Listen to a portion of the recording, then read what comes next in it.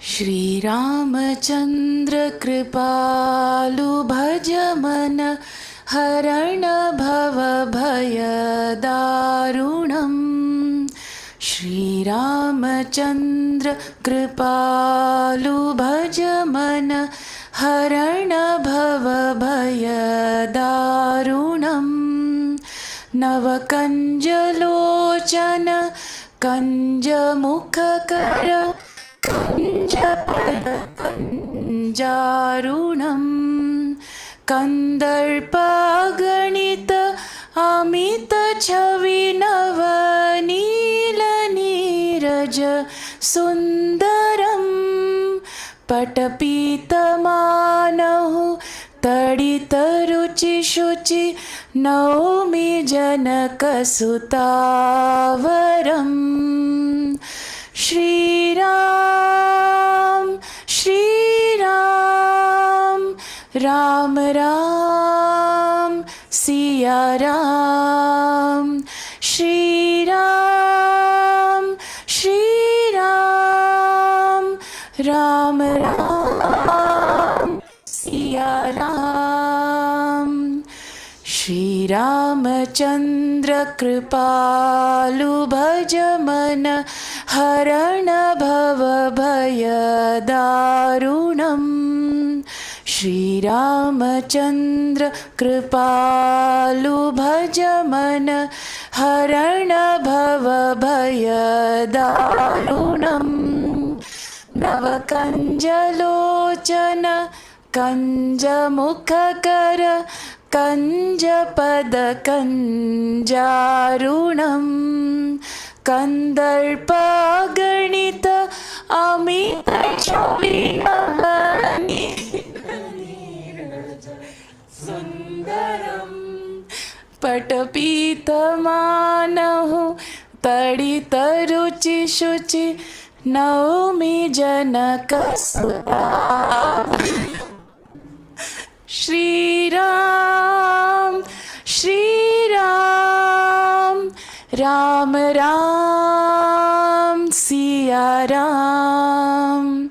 Shri Ram, Shri Ram, Ram Ram, Siya Ram.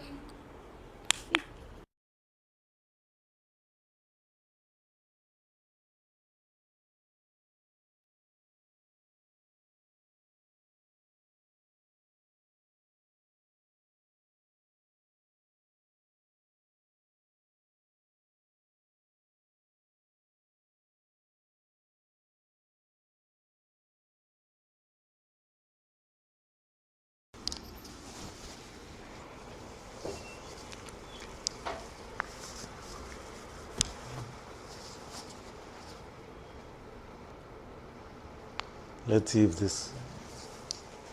we can try and increase it, or increasing is making the sounds, is it? I don't know what's happening. Maya wants to have it say in the middle.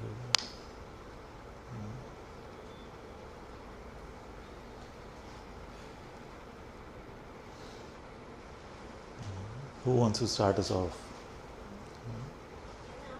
Please. Father, this question is a little bit different. I just was curious, we have all of us in the Sangha, and when we have a real down, one of us has a down phase, a feeling of disconnect, or you call dark night, or whatever you want to call it, and you reach out to Sangha members, and I just was wondering, because when you're told at that time that this is just your mind, it's a mind attack, or can't you remember this, what Father said, or that, and I just wondered, for myself, I would like to know how to soothe, honestly, someone, because I know that actually the words are all there. Everyone knows the words. We can even go to so many saved lectures, and we have all that at our fingertips. So when we actually reach out to another one of us. Yeah. Should we not? I think we should know like how to help each other. If I might understand.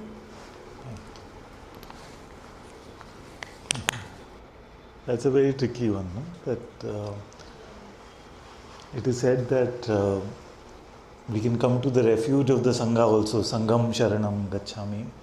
We can come. But the Sangha has to be such that really it becomes a spiritual refuge. Sometimes when a response like that comes, so it's helpful. Sometimes it's like, it's just my mind, okay, I can leave that, it is not. Sometimes it can feel like a Advaita policing or an attack also, like I'm being attacked for being like this or feeling like this. So how to soothe or how to help each other. So I feel like we must say spiritual things only when they are coming from the spirit. And if nothing is coming from the spirit, if the spirit is silent or we are not able to hear the Atma within, then we just hold the brother or sister in silence, in love, in providing a safe space for them to express, but to make sure that, because when it comes to spiritual guidance, you're right that all the words are available, the books are there. There are some 3,000 recorded satsangs now. So enough of the words are already available.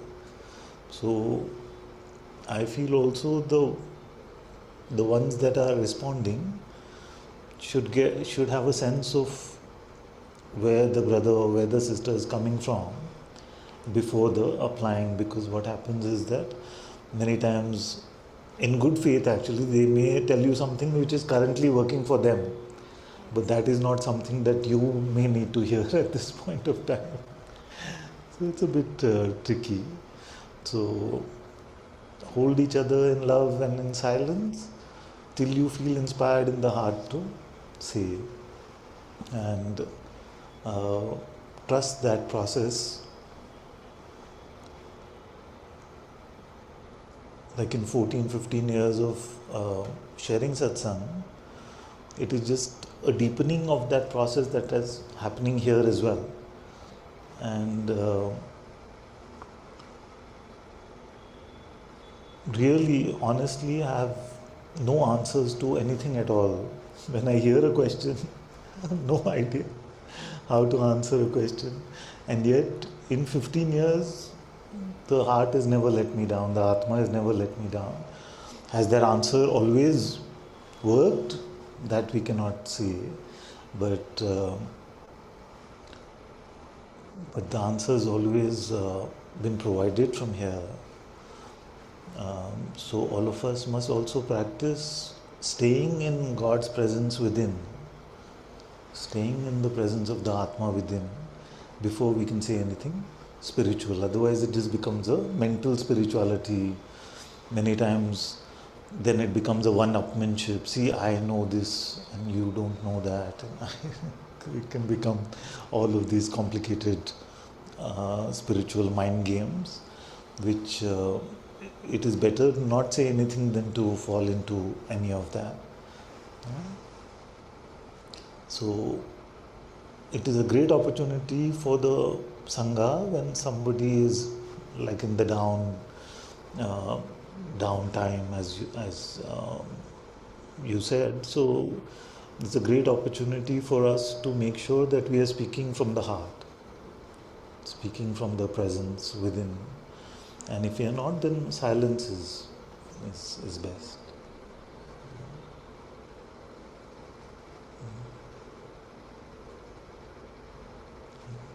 Also, the hearer must also know that in good faith someone is trying to just help us. It is an act of assistance. I know that when we are down, we are not feeling very open at that point.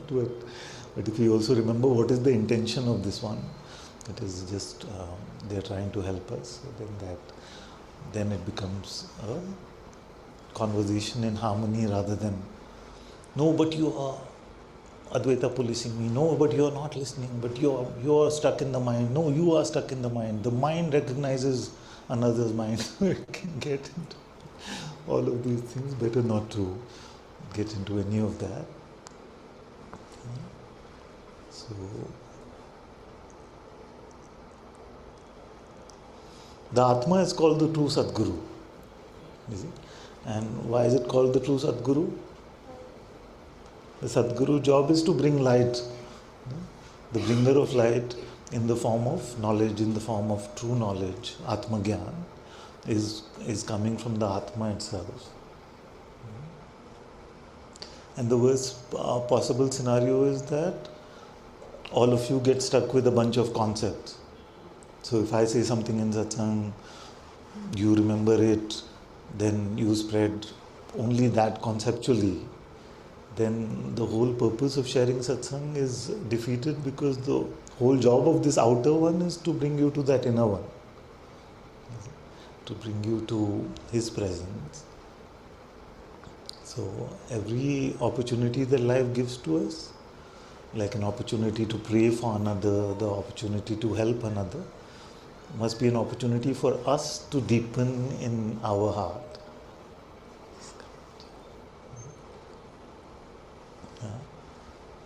Now, you may feel like what I've told you is inaccessible. Now, how can I speak from the Atma when I haven't had Atma Darshan? Yeah? So, I want to tell you that Atma Gyan is available at the doorway of the Atma, even though you may feel like you have not had the darshan of the Atma yet. Yeah? In your intention to be empty of ego and to be an instrument of the Lord, you remember Ramji and you say, I don't know anything at all, only you have to put the words in my mouth to share, so that this brother or this sister may come to you. Only you can point. So we offer ourselves in that childlike innocence and make ourselves available as instruments of God. And that is the only time that spirituality can be shared. It must not be shared from a mental understanding of spirituality. You see? So to extend that metaphor that we often use, spirituality must be about spirit. You see? It must be about the Atma. So if somebody has only read the menu, or maybe has been to 100 restaurants and read the menu over there, and somebody asks them, so how is the food at MTR or Rameshwaram? How is the food? So he says, yeah, it's very nice. The menu has idli, it has knee dosa, it has all of these things. Then will you take the review seriously? Can't take the review seriously. So the ones who are living, or at least intending to be instruments of the Atma, only those can really share that which is spirituality. Otherwise it just becomes like, we know a lot of chai shops and some places where there's just a lot of conceptual argument happening about spirituality. There's very little actual Atma Darshan, very little actual Atma Gyan which is being spoken about, and then it only becomes a question of spiritual pride.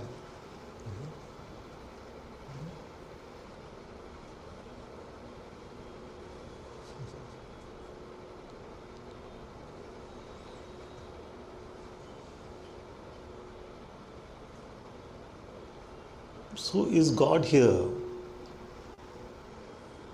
Is God here with us? And if God is here with us, it is time tested. It is in all traditions, all religions across the world, people have said that his abode, his living space is in my heart. If you look at most of our artis, if you look at most of our bhajans, they will say Hridaya Basahu, that he resides in our heart. If you listen to Saint Teresa of Avila, she will say In my heart, he delights to stay. She has taken it a step further, not than just residing. He delights to stay in my heart. Now, is he available only in some special hearts? Huh? Or is he universally available? They should be then, Tulsidas ji would have made disclaimers in the Aarti, and say, Hidaya Basohu, but only for the special ones, only for the, सिर्फ जो संत हैं, जो special हैं, उनके हृदय में. So it's not like that, isn't it? So he is there in all of our hearts. And we'll talk more about that holy meeting, that holy rendezvous.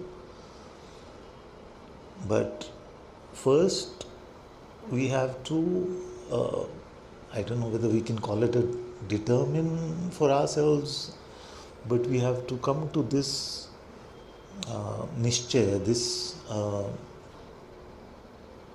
strong conclusion that he is with me, he is here, and he is not just accessible to some special ones, 1 in a million, whatever that statistic is.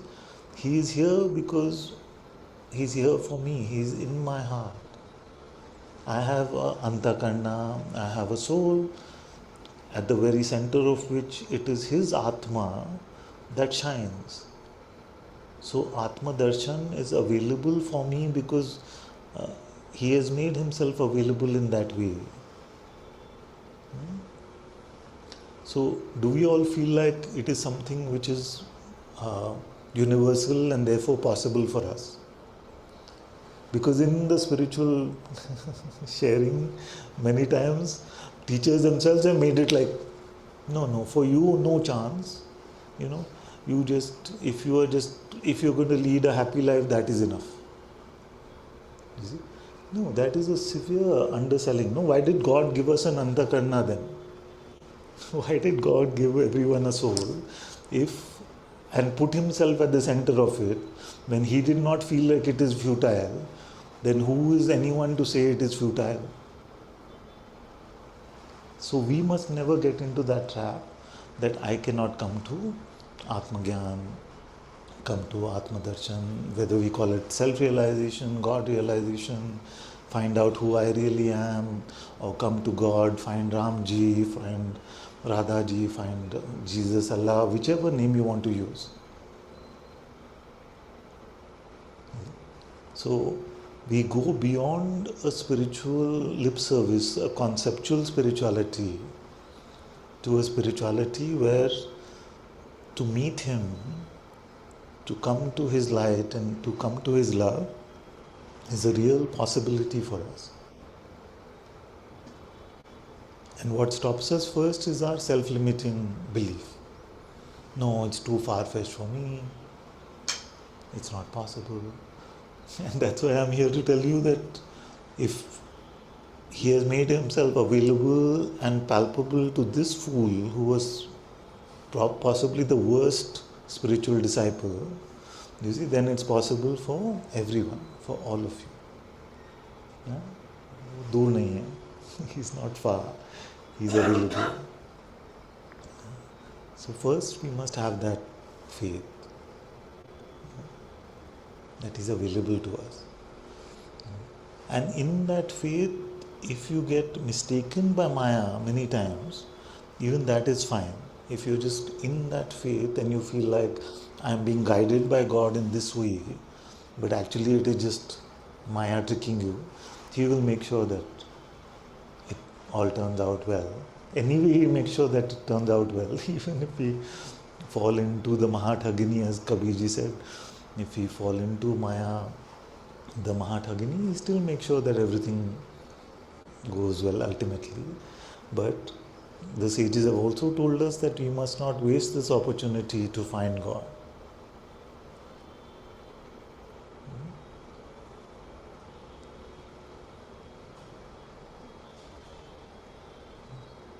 And whether you say God, like when I was an atheist before, till the age of 23, I said God is for losers. I used to be an active atheist. Like, what is this God business? So, but I used to feel like I'm a great truth seeker. So, Satyam, Shivam, Sundaram. So, God and truth and beauty are actually the same. So, if you seek the truth, you come to the same place. If you seek the reality of yourself, you come to God. And if you come to God, you meet the reality of yourself as well. You see? So, whether you think you're a truth seeker or you feel like you're more naturally a devotee, you come to the same pathway, you come to the same place. So all these distinctions we make, my path is jnana, my path is bhakti, my path is karma, my path. You don't have to worry so much. That path that we define, that my path is this, is just 0.01% of the journey. The rest of the journey is done by God Himself in our heart, and I'll tell you more about that. You see? That whatever we call a spiritual path just brings us to the stillness where the revelation can happen. So spirituality is a revelatory process. It is a graceful process. It happens by grace. And yet it is a fully effortful process. It's the most difficult process. It's 100% graceful and 100% effortful. Mind cannot understand that. So we cannot compute it in our head. So for now, just accept what I'm saying, that like Ma Shabri, you may have to make the effort for 60 years and the revelation of Ramji may happen. You see? Or like Bhagwan Ramana Maharishi, like a 14-year-old child, he had an experience that he's dying. He said, okay, if I'm dying, I want to witness it. And he made himself available as a witness of that. And in that witnessing, he saw the reality of who he is. So whether it's 60 years of waiting and setting the table for the Lord, or it is spontaneous that way, we cannot determine. But Ma Shabri did not say, no, this, if he has to come, he'll come. Why should I set the flowers and pick the berries every day? So 100% graceful, 100% effort. In fact, I'm not the one who says that I'm here to make your life easy. No, I'm actually here to make your life difficult. Because spirituality, if it is really about the Atma, then to transcend Maya and to come to Atma Darshan is the most difficult project that you will do. Buddha ji said, no?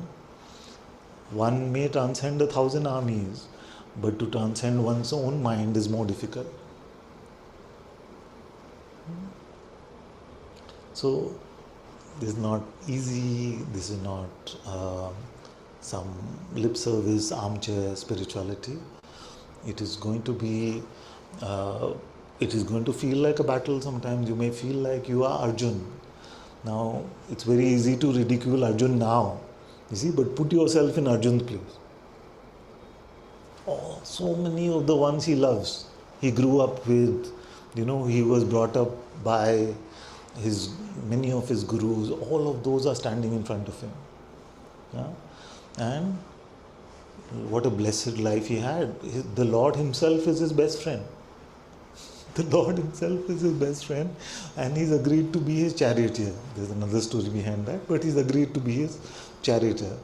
Now, it's easy for us to sit and say, see, but Krishna is telling you no.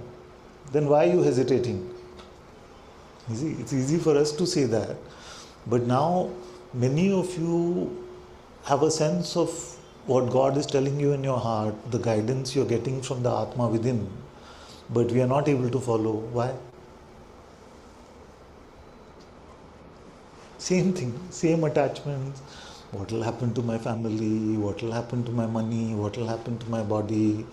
What will happen to my project, the way I want to do my spirituality? You see, my purpose according to my own definition. You know? So all of these things will come. Now, isn't this then exactly metaphorical about our lives.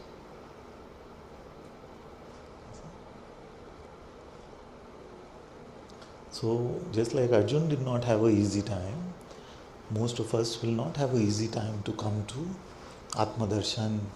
And remember that coming to Atma Darshan is the beginning. Many times it is unfortunately proposed as the end of the spiritual project. But Bhagavan Ramana Maharshi said we have to abide. To abide in that, we have to remain in that. Many times we have Atma Darshan and then we run away with our pride. You see, I got it, Eureka, Eureka. When do I start sharing satsang and where are my disciples? You get into that kind of mode. So, to remember to remain. So, many ones had the darshan of the Atma but fell into pride. So our job is to come to the Atma and to remain in that. Now this sounds even absurd to say. You found God, He's right there. Then do you need an invitation to remain with God? You don't actually, but in Maya we do. Isn't it? So, like you heard all this today. Even logically it makes sense if I tell you God is available to you, He can be found. You see? It is even logical to say then that must become my number one project. Then that must become my number one project. Because sages have told us all kinds of scary things. Avsar bar bar nahi aave. This opportunity doesn't come again and again. Kal kare so aaj kare so ab. So which is that if you're going to do it tomorrow, do it today. If you're doing it today, do it now. Because we don't know when death is coming.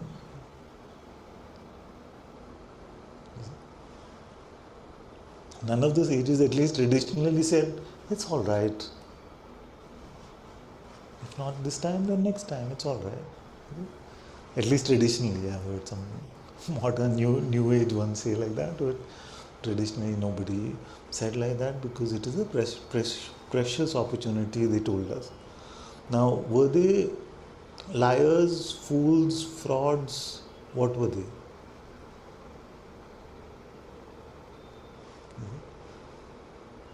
And you have to make the same determination about this one that is speaking now. Because I am telling you that you can find God's presence in the form of the Atma within. In this lifetime you can find. Now you have to determine whether I'm a liar, whether I want something from you, I'm a fraud, or I'm just deluded. But if I'm not any of these things, then the prerogative is yours now. Because unfortunately you came to satsang. Unfortunately you came to satsang, so now it's your prerogative. This foolish man has told you that God is available to everyone. He resides in the form of the Atma within for all of us. And it's going to be work, it is going to be difficult, but you can find Him. Now the rest is your prerogative. Upon hearing this, even logically we will say, yes, this is what I want. Everything else is passing. Everybody studied that much Vedanta to see everything else is passing. Only God is real, He stays. So I want that. You see? But we neglect the pull of Maya in that statement. You see? Because everybody wants that. But how do we spend our day? Me. Yeah? Me. We want to do Ram. But we do me. Isn't it? So, I quote this in every satsang. Anandamayi Ma said, Maya is मैं आया. जब मैं आया तो Maya. See, that's the simplest definition of Maya. It's very beautiful also because all the world appearance can appear. You don't have to worry about the waking state not arising or any of that. you know that even though the waking state may arise, all this play of light and sound and all of these things will happen. You see? But as long as I am not putting me at the center of the frame, I am untouched by Maya. Is it too cold? Are you sure? We can turn it off. So you out of the, in her simple statement, she has pointed us how to escape the clutches of this Maya. Maya is Maya. The me comes.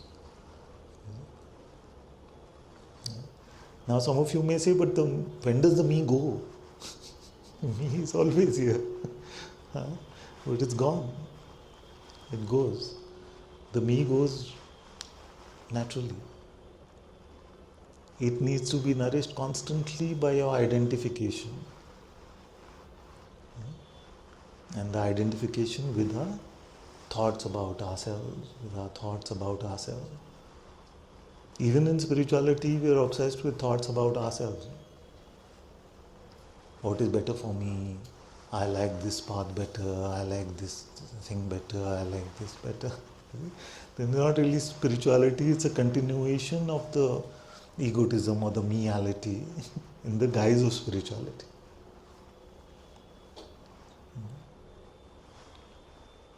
So that's why the sages told us that the lane is very narrow, ye gali hai sakri, there is not enough room for God and for me. If there is God, there cannot be me. If there is me, there cannot be God. So all our spiritual sadhana, all our spiritual practices, all spiritual pointings are so that we can remain empty of this me, so that our antakarna, that is the road, our soul within, is then taken over by the light of the Atma within. So whether we are doing self-inquiry, or we are doing Nam Japa, or we are doing devotional singing, or we are doing spiritual reading, we are reading holy scriptures, all of that is meant to immerse ourselves, either to empty ourselves of the me or to immerse ourselves in him, her, whichever way you want to refer to God. If to be empty, Bhaiji said that विषयों में विष है. There is poison in topics. There is poison in topics. But he said that many understand this, but are not able to let go of the topic of being topicless. You see? You may understand that all my struggle, strife, maya, attachment to ego is because the topics that I'm interested in conceptually. But upon hearing this, then topiclessness becomes your main topic. कि कैसे रहे विषय रहित वो ही विषय बन जाता है. Isn't it? So to remain open and empty sounds very, very natural and very easy. But very often when we try to remain empty, we get stuck in empty. I don't know if you get a sense of what I'm saying. You see, the empty itself becomes a position. That I have to be empty, I'm being empty, am I being empty enough? Is this empty? Is this not empty? See, I'm so empty. That becomes our topic. No? So we're not empty of empty. But true emptiness, true vacating the lane for God alone means empty even of the topic of empty. Now many may find that very challenging. So then the sages gave us another route. They said, okay, you cannot be empty of topic, but make God your only topic then. Fill up your antakarna, fill up your inside with God, God, God. So hear the kathas of God, so you're hearing the charitra of Ramji, you're reading the Ramcharitmanas. So then you are filling your antakarna, filling your mind, you're filling your memory, you're filling your being in all ways with God alone. You're holding on to His name as the only topic in your life. So then that is also to keep the lane empty for God. So whichever practice you resonate with, is it? And especially the time-tested ones, then we can hold on to strongly, because then the very of this existence, the very escape from this zombie life, escape from this zombie life can only happen when we come to the Lord's presence within us.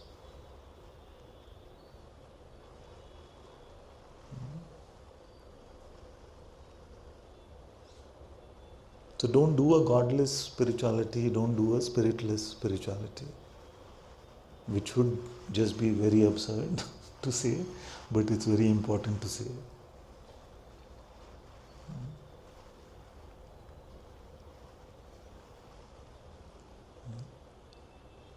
Is there a direct path which bypasses the Atma and goes straight to Nirguna Brahman? No. The Atma is the catalyst for the darshan of the Nirguna. Otherwise, we cannot fathom the Nirguna. You know? If you think about the Nirguna, you will try and imagine a dark, empty place. Nirguna Brahman seems like a vast, dark, empty place. You see, but remember that dark and empty are both guna. You see, so it's not nirguna. So because we are so used to seeing sensorially, perceiving with our sense perception, you see, till we come to the Atma gives us its eyes to see. Or a poetic way to say it, that we start seeing through our heart itself. Yeah? So the curriculum of the Atma, the discipleship of the Atma is called, that's why the Atma is called Sadguru, is done where 99% of what is shared with us from the Atma is not conceptualizable. It is knowledge through remaining, knowledge through being in the presence of, not knowledge through conceptual understanding. Okay? So the transformation of our insides happens through this, so I call it the photosynthesis from the Atma. So it's like a photosynthesis. Now can the leaf explain what's happening to it? The leaf can't explain what's happening to it. So most of the transformation that will happen within will not be explainable. So this transformation, so the Advaitic sages called it the Nididhyasana. How would you do? You do the Shravana, you do the Manana, you do the contemplation, and then you fall into Nididhyasana. You can't even say, I do Nididhyasana, isn't it? You fall into the stillness, you fall into the silence. The Christians called it contemplative prayer or lectio divina. The Sufis called it Marifa. So the dazzling darkness, I love that term. That dazzling darkness is the Atma Jnana that you receive. It is unseen and yet it is dazzling. It is unlike anything in the world. Many times you will get transformed from the inside, but somebody says to you, what do you do in your 4 hours of practice? What happened to you? What did you learn? I don't know. Then to the world it seemed like a waste. But it is through a deepening of this. That's why the sages all told us to remain there, to abide there. In the deepening of this, then the Atma reveals to us the Saguna and the Nirguna nature of God. It is revealed to us. We cannot force it no matter what. You cannot demand it, you are never entitled to it. So it's a very humbling process. It's a very humbling process. And the humbler we are, the more humility we have, the easier this process will be. The difficulty of the dark night of the soul and all of that will not be as much if we are more and more humble. So whatever pathway we are using, it's also a movement of grace itself. To come to a pathway is also grace, everything is grace.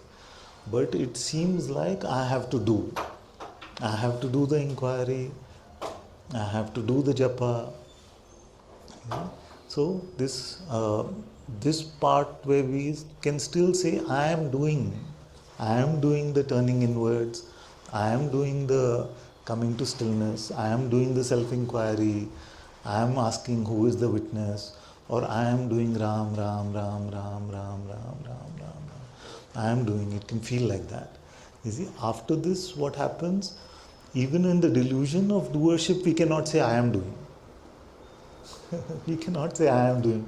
Because God pulls us in, the Atma pulls us in what is called a passive recollection or a antarmukhi, a path of becoming antarmukhi. We are pulled into the heart, which is not the physical heart or the emotional heart, it's our spiritual core. And that after that pulling in,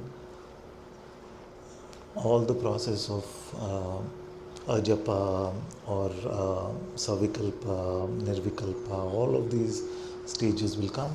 Nobody, no matter how proud they may be, cannot say, I did savikalpa samadhi for myself, no? Or nirvikalpa samadhi cannot say. But you can still say, I did the inquiry, like I did, which is also ultimately not true, but it's all right. For now, we don't bother about that.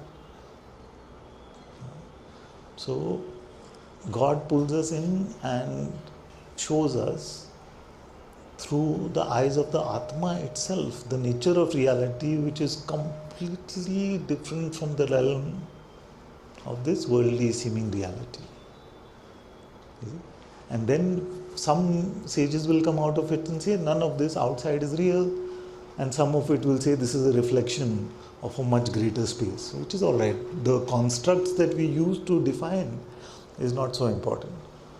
You see, so there are 50 different schools of Vedanta itself. We don't have to determine in advance what our expression will be, will resonate with. And especially don't get into any debates. No, the nature of Jiva is like this, the nature of Paramatma is like this.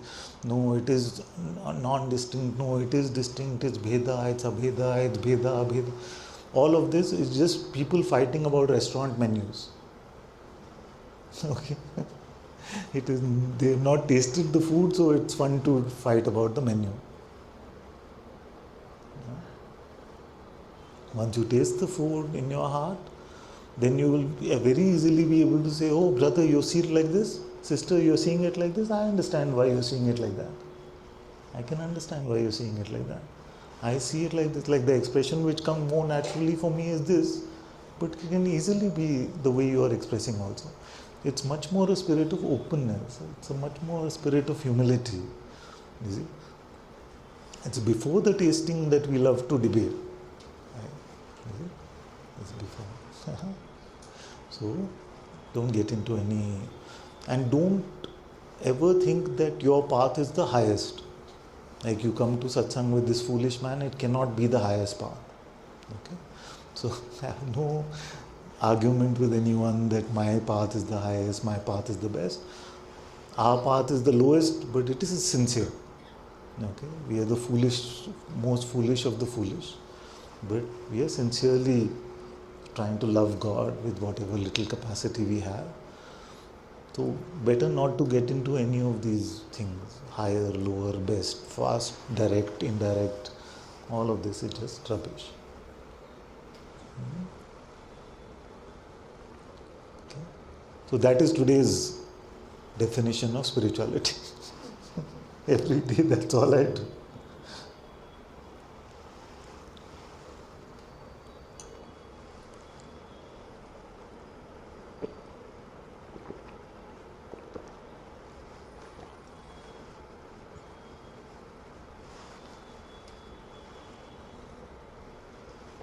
Yes, please. With the mic. Just help her with how to use it.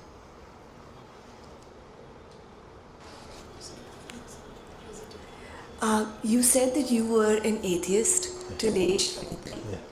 Wow. Yes. Thank you.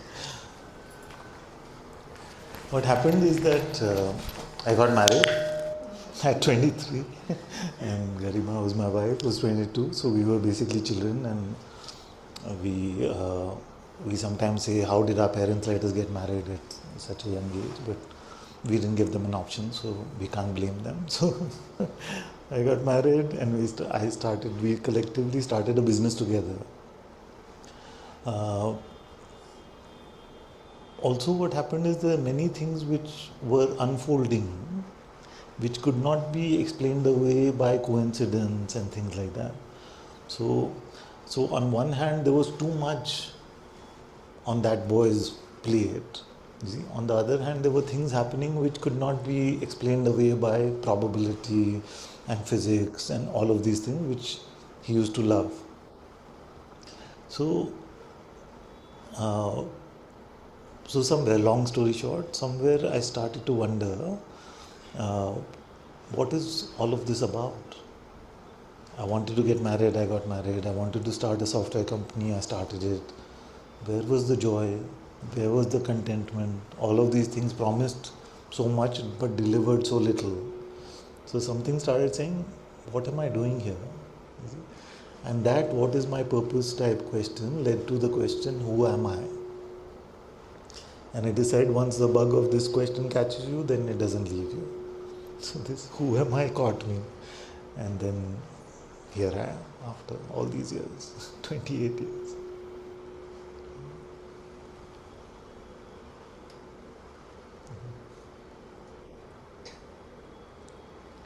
But after 28 years, I'm still, every day I feel like, whatever I've been doing 28 years, now I'm starting to get a little bit of a taste of this. Little bit of a sense of what's going on in spirituality. So, I'm very much just a beginner.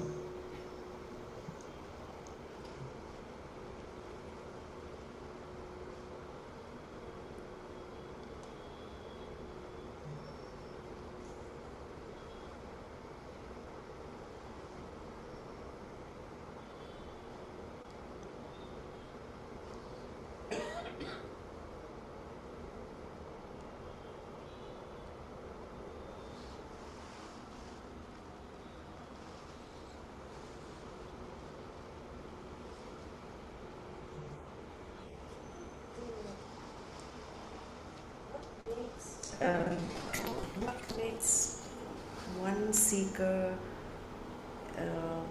abide, and what makes others unable to? It seems that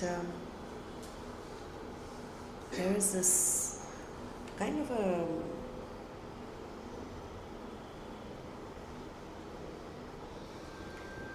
like an extreme conviction that this is it, right? It has to be like extreme. Like, I mean, there is nothing in the outside that's going to quench my thirst.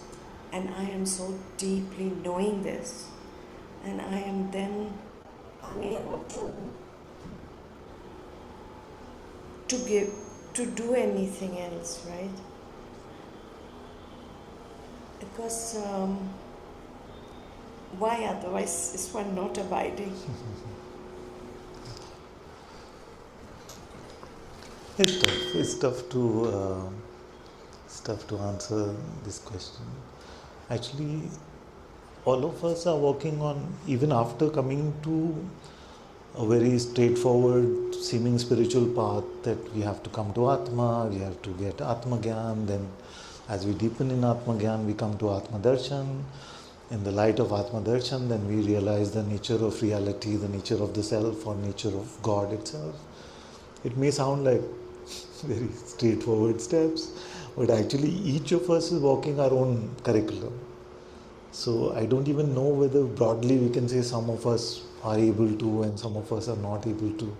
Each of us have our own quirks and each of us have our own abilities in some way. So I don't know if we can broad stroke it like that. I don't know. I wonder if we can. Because if we do, then we have to rely on the same old answers, no? God's will, God's grace, or like a strength of determination, or like Arjuna seeing only the eye of the fish. I don't know if we can simplify it to any of these things. Just have to put it in the basket of we don't know how it unfolds like that. And easier to meet it moment to moment. Like right now, can I be inward facing? Can I be focused on God? Can I be in the inquiry or in God's name? Because otherwise it becomes too complex to try and figure out what are the mechanics of all of this functioning. I feel it's beyond our mental and intellectual capability.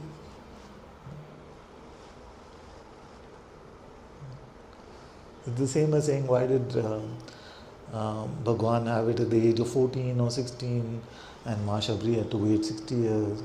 So, and we'll talk about the moksha versus darshan of Ramji later, but who is to say?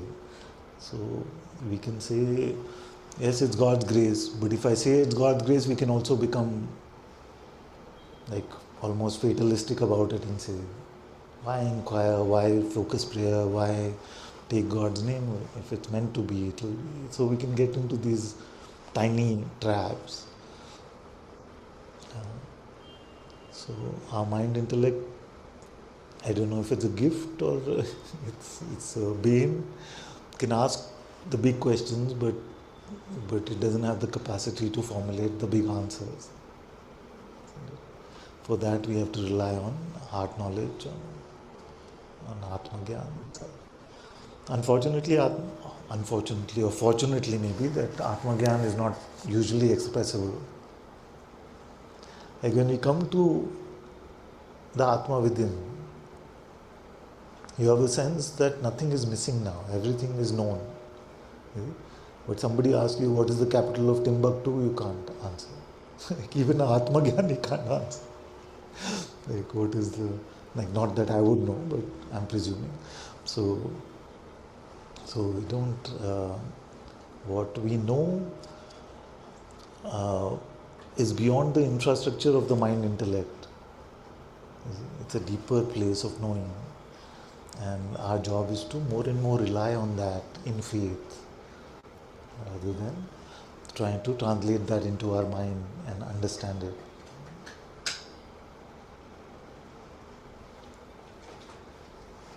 So many times teachers also, and it's a constant work here also, how do you not convert heart knowledge into conceptual knowledge? How do you keep it fresh and alive coming from there?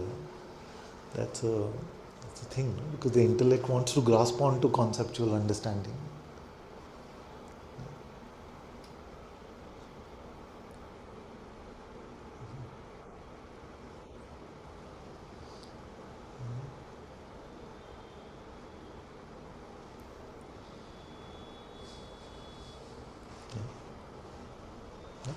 Asking something.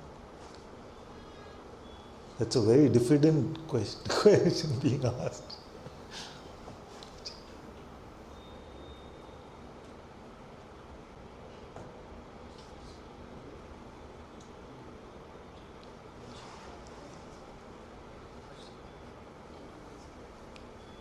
Then they won't hear you on. Okay. So, for the last few times that I've been coming, I find myself to be struggling a lot in terms of, so we say things like turn towards the Atma within or turn. Little closer to me. Yeah, can you hear me now? Yeah. Yeah. Yeah, so I was saying that for the last time that I've been coming to Sat, I find myself to be struggling with my own mind Yes. a lot in terms of statements like turn towards the Atma within or turn towards the God, Yeah. or when you struggle with the faith itself altogether, Exactly. or even with the larger knowledge of the subject. Yes. I don't know where exactly to look at, or I don't know where exactly to start, Yeah. you know. And then my mind is. Is the question how to or why to? No, not the why. Not the why, okay. I think I want to work in Okay. this. I don't need a reason. Maybe I'm okay with that. But at the same time, how is something that I'm struggling Nice. largely upon. I maybe I'm not rushing into it, but I wanted to share it across at Yeah. least. Yeah. Very good.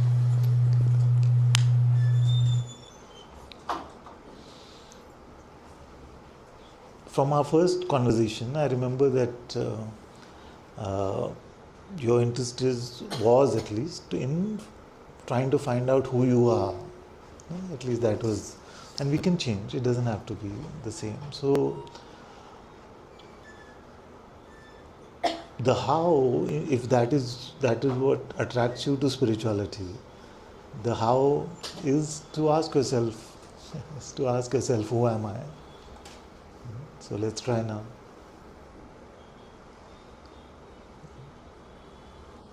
You want to come up front because it's interfering with the. You can come up front.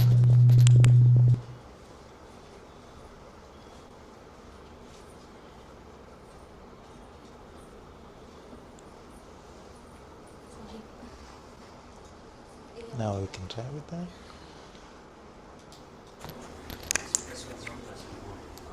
Okay. So who are you? I don't know. Like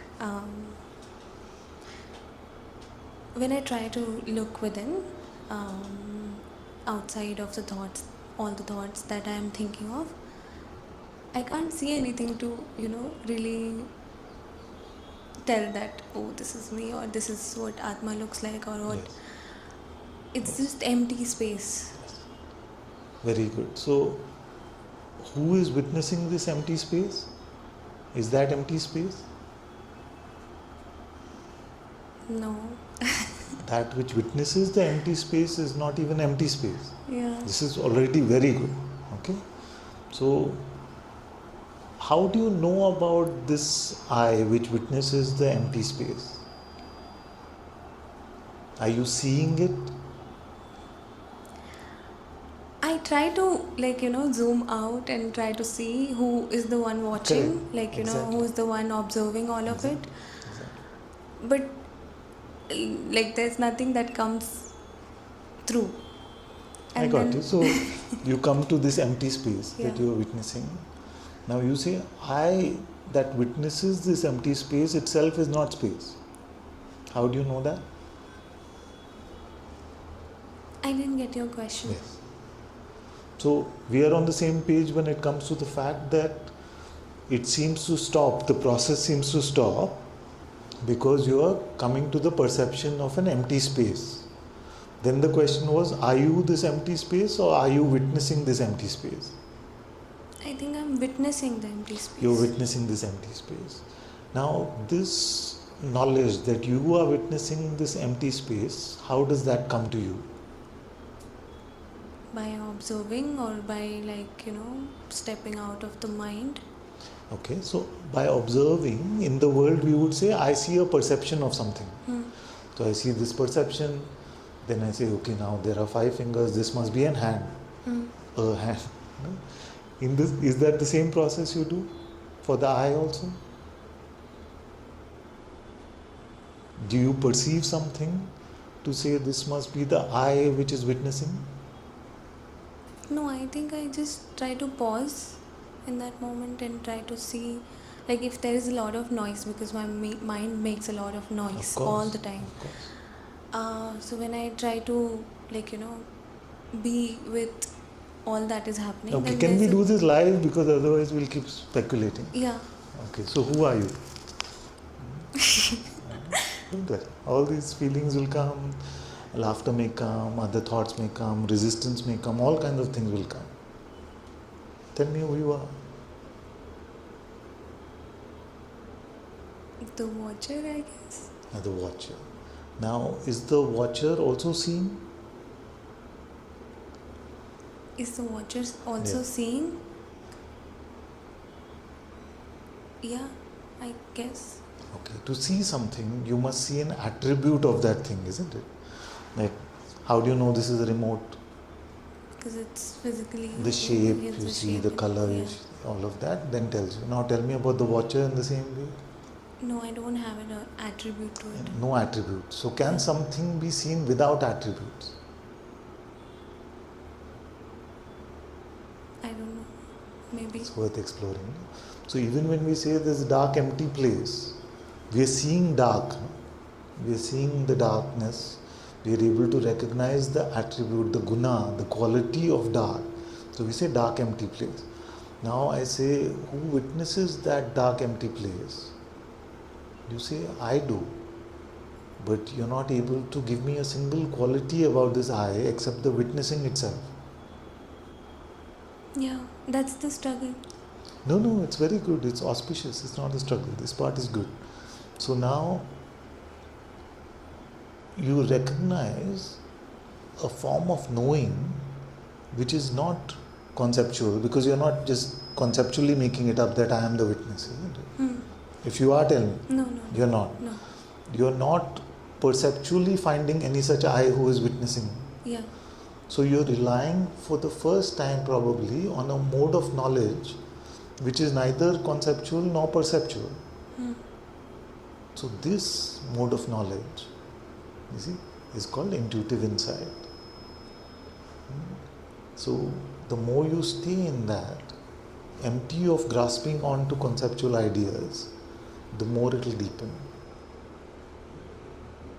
You see, to the mind, it is supremely frustrating because it was not invited to this knowledge. You see, if you say, what is the shape of that witness? You can't find a shape. If you say, what is the size, color, shape? Anything you can't find. The mind only deals with these things, shapes, colors, sizes. So when the mind is resisting, it is resisting because it is not invited to this party. But you have to stay there. With that in empty space. Yes. So, Is it an empty space? it's Who witnesses the empty? again, I don't know. Like Exactly. I feel like I'm Exactly. the one watching. You know, but you don't know. Yeah. You can say it is I, because if I said, is it your neighbor who's witnessing it? You say, no, I am. You see? But I say, what is the shape of this I? Who is this I? Does it But have a then name? if I have the shape to Yeah. what I'm watching, then there's someone else watching the shape. Exactly. So then it's a loop. I tried to do that too. It's not my infinite mind, regress. The mind will tell you it's infinite regress, but actually it's straightforward. You're noticing your thought, you see? That which is aware of this perception of thought, you cannot go any further than that. Yeah. There's no loop. Your mind is trying to loop you, Yeah. you see? But there's actually no loop. But then the moment we say to turn towards God, then my mind goes This on is to what you create do a to lot of turn things. towards God. In your case, this is what you do to turn towards God. Come to that, what we call stillness or inner silence. You see, that is what you do to turn towards God. Okay. Makes sense. So staying there is the most auspicious gift you can give to yourself. Your mind will distract you. It will say, no, but what? Then say, who witnesses that thought? But then I don't have any godly figure inside my head. You don't have? any godly figure inside my mind, Yes. like to be able to Yes. chant anything You're like not, Rama, Krishna, or anything yes. like that. So I'm yet not following that kind of faith around certain things. It's all right. So I don't know, like when you keep saying See, that last time also when you were yeah. suggesting to do that, I don't know if I don't have that in me, how would I really build onto it? Yes. So I'll tell you some good news. Okay. Now, whatever shape, godly figure, reverence we may have to the outer, to the inner, to the name. Now I say, were you here when we were doing that mango tree? No. Okay, so suppose you're repeating mango. What happens? We just eat mango. Huh? Don't worry. You looked like a deer in the headlights suddenly. So I'm just saying, if you say, okay, you say lemon, lemon, lemon, then what happens is that you'll start, the mind will give you a picture of lemon. You may start getting the taste of lemon. I'm already getting it as saying lemon, I'm getting the taste. You see, you may get some memory of lemon. When did you first eat lemon? Okay, and this place where I lived, it was different lemon, this place was different. So all this comes to you. So in a way, our antakarna gets filled up with the lemoniness by repeating the name. You see, by remembering the name of something, we get filled up by its attributes in some way. Now when we say Ram, Ram, what happens? Or Radha, Radha, what happens? Or Krishna, Krishna, what happens? It is not in our capacity to produce Ramji, it is not in our capacity to produce Krishna, but our soul is brought to the same point of stillness that the self-inquiry brings you to. Because that is where his darshan will happen. That is where the revelation will happen. You see? So whether we say Saguna Brahman, Nirguna Brahman, or we say Ramji or Devi Ma or Krishna, it's the same point. So the reason why we chant is to bring the stillness in the space. Exactly. So we are cooking. Like the reason why you ask who am I, so that you cook. You see?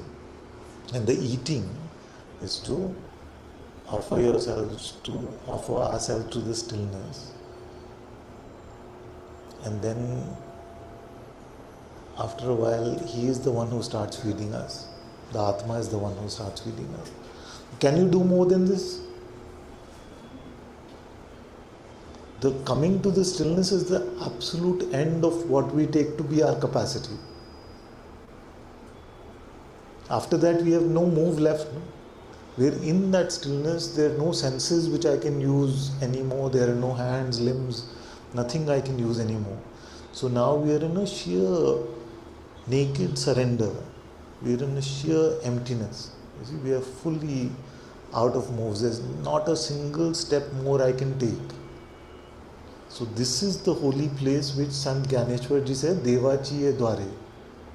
It is the doorway of God himself. You see? So we make ourselves open here to the revelation of Atma Darshan, to the revelation of the reality of God. That's why it is said that when you go looking for yourself, you find God. And you go looking for God, you find yourself. So when you hear in Satsang, turn to God, turn to that place. Remain in that place. Use your inquiry. It works beautifully. There's no competition between Naam Japa and inquiry. Both work beautifully. So ask yourself, who am I? It brings you to the same place as Ram, Ram, Ram. Because there's no way, like if the entirety of Ramji could be met inside my Antakarna, then he would not be the Lord of the universe. You see? So, but he has designed it in such a way that in our true remembrance of the Lord, we are brought to the same stillness that the inquiry brings us to. That's why after every set of chanting, every spiritual practice, it's good to sit in silence for a few minutes to allow him to take over. So far we've been saying Ram, Ram, Ram, Ram, Ram, Ram. We're calling to him. But we leave before he has a chance to respond. Isn't it? So maybe Ramji came, but hum to chale gaye. We have left. So all that I say is don't leave quickly. See what is the response to the call. It is the same thing as waiting in that stillness for the revelation of who you are to happen.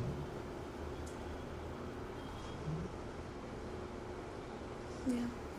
Now, many times we get stuck in self-inquiry because many people are not informed that it's a revelatory process.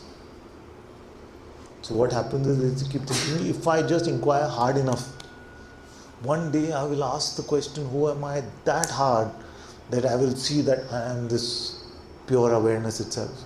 Because the answer is available in books. No?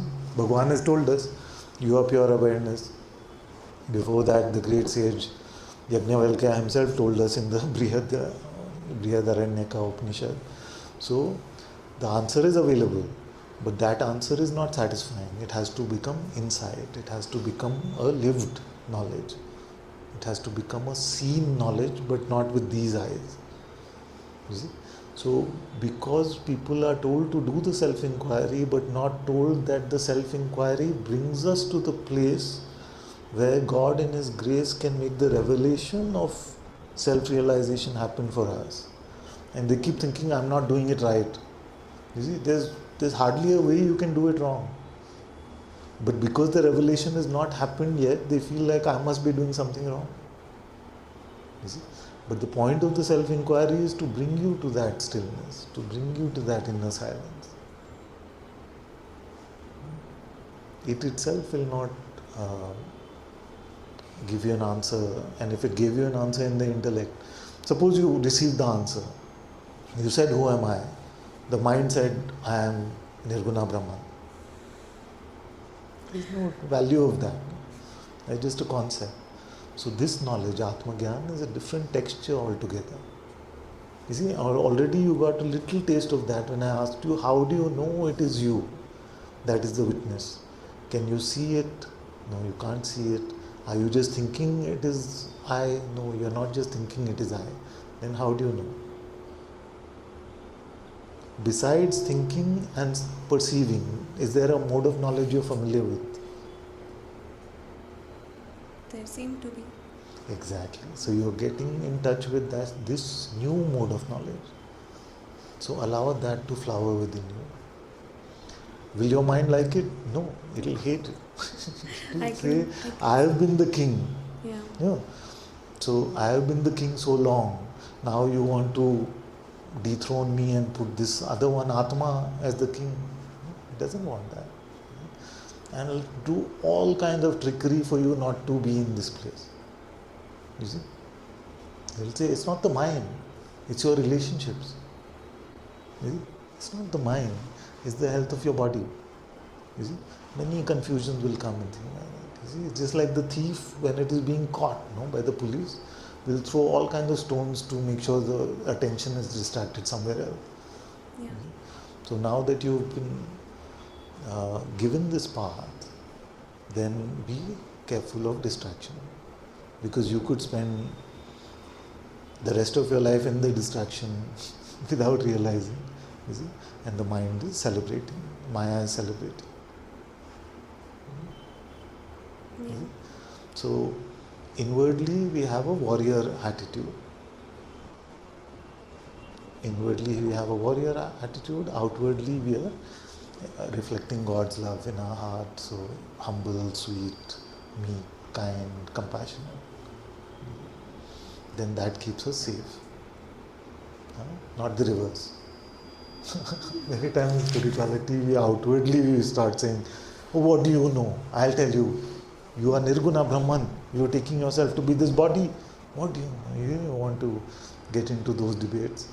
Unfortunately, we have misunderstood the great Adi Shankaracharya story. So every Swami wants to debate with everyone now, thinking, misunderstanding. He was spreading God's light. He was spreading Atma Gyan, Atma Darshan. throughout the country, and it is not what we imagine it to be.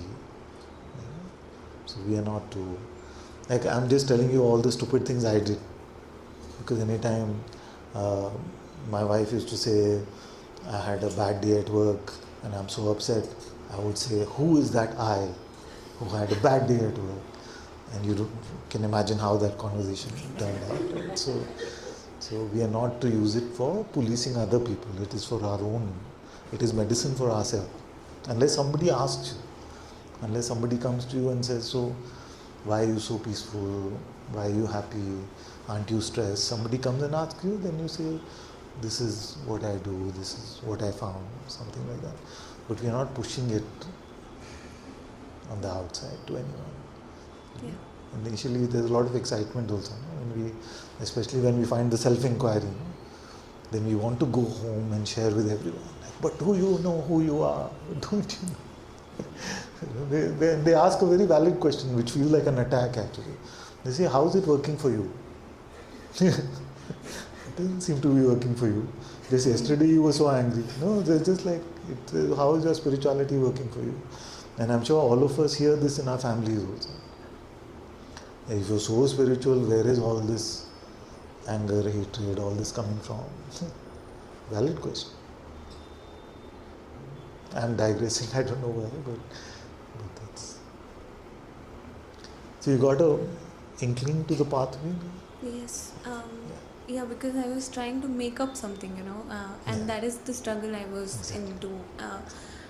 I think mind, because it's a funny place, it just, and I have a very visual thought, and I was battling with my headspace to figure out what am I supposed to look at, and then I was not reaching there, and then I was in that spiral for a week or two, I guess, and I thought maybe sharing it would be a good idea.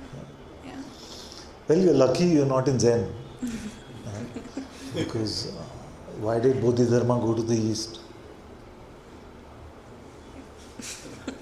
No? Or what is the sound of one hand clapping?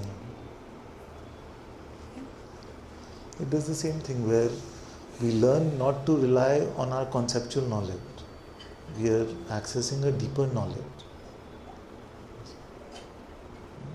Thank you. You're welcome. Yes. I'm very happy. Very good. Yes.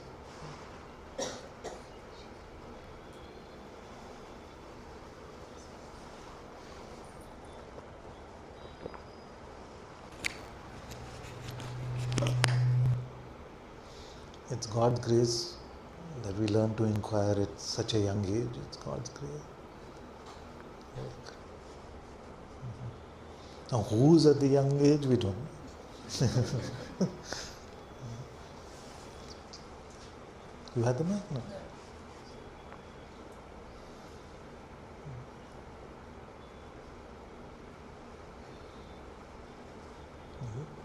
So just remember some of these things, that you cannot force revelation. You cannot force God's hand and say, no, you have to show me who I am.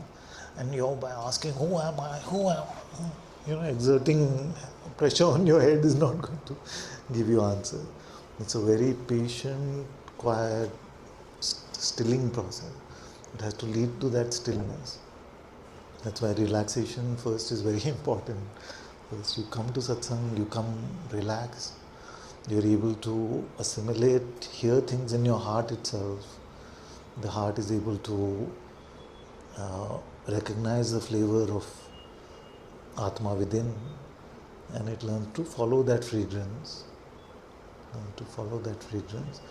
All the pathways provided are just the surface level play that is happening. The truer communion is happening between the Atma and our soul inside. But we must keep doing the practice. But the transformation is happening at a deeper level.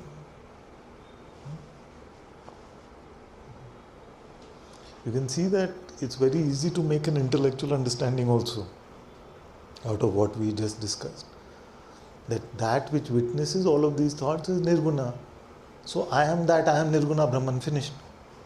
Isn't it? And many people actually also take that dark, empty place to be pure awareness, because that's as far as our imagination, mind, all of that can take, and it starts saying that I am this, that space, dark, empty place. You see? And then they start meeting life in that way, but it doesn't work. Because nirguna is beyond all guna. Is nothing that you can imagine, nothing you can fathom. So beyond all the capacity that we usually rely on in the world. It's a completely like you've taken a spaceship to a different universe. Okay? That is the point of spiritual practice. It's not in this realm.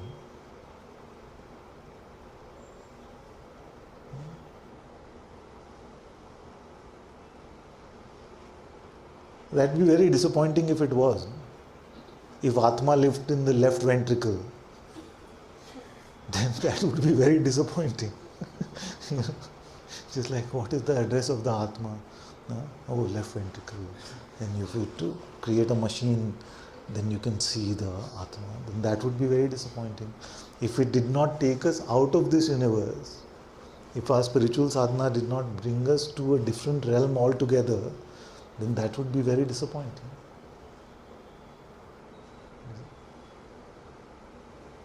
So those spiritual byproducts which are available to have in this universe are the byproducts.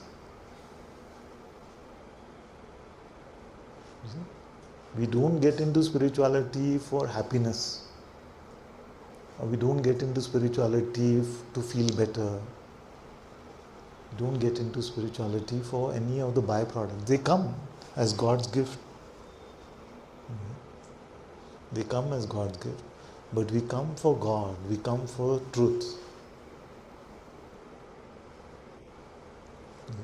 Otherwise we get very easily shaken. Oh, first few times when I did my mala, it was so peaceful and nice, but now it's become dry. But it was never about peaceful and nice. It was about offering yourself to God. So spirituality is a process of offering yourself, not getting out of. Which is the bane of modern spirituality, is that it's been made into something that we get things out of. It's not meant for that. This is taking the byproducts as the main.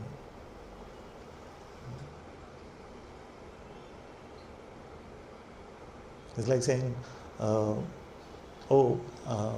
don't know, I didn't really taste the meal, but the finger bowl temperature used to be really nice earlier, but now it's not so nice.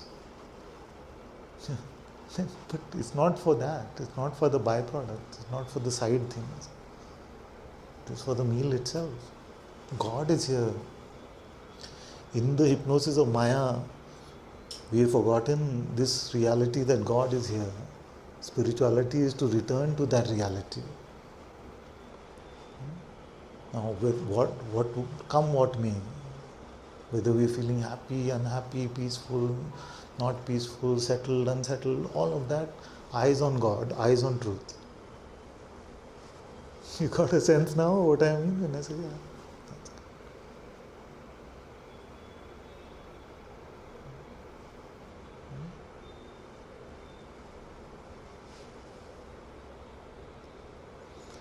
Spirituality is not a shortcut. We wanted peace and joy through our relationships. We didn't get that. We wanted through money, through body, through pain and pleasure. We wanted various things. We don't get that. So spirituality is not a shortcut that, oh, now I will become spiritual, so I'll get all those things that I wanted. It's not like that. Spirituality is so selfless. We must have this spirit to offer ourselves, offer our head to God every moment. Offer our heart to God every moment. मैं आपका हूँ भगवान, मैं आपका हूँ. I belong to you, I am yours, I am yours. And then when our tongue is able to, we say, and you are mine. And you are mine.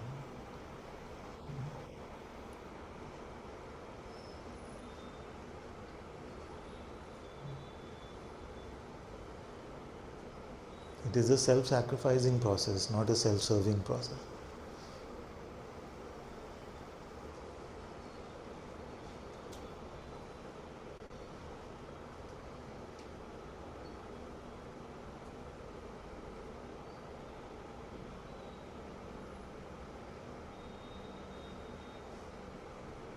Who does your life belong to? Quick. When that switches to God,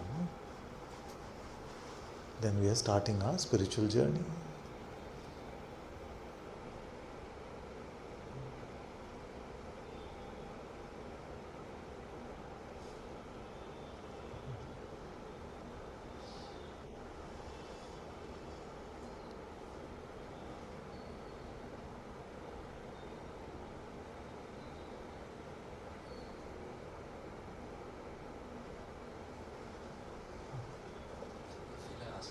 Yes?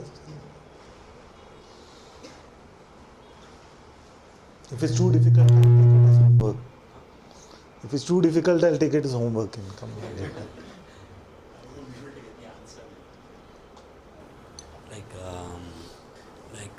Like how in Advaita they use that example of rope and serpent, and how Rope and? like the serpent in the dark, no, the rope in the dark seems like a serpent. Shankara's example of rope and snake. Yeah. And so many people say that this realm itself is actually Brahman, but you talk of it as though that they're different worlds and you need to be kind of averse to this to reach there. Just talk about that. I mean, I know I can't get it, but I just wanted to hear you. We've been talking about, in the Bhagavad Gita class, so we've been talking about all these various constructs of what is the relationship between this Atma, some call it Jivatma, and Paramatma, and therefore then what is the relationship with the world appearance or Jagat. So that's why I was saying in the starting of Satsang that we are not to enforce our perspective on it.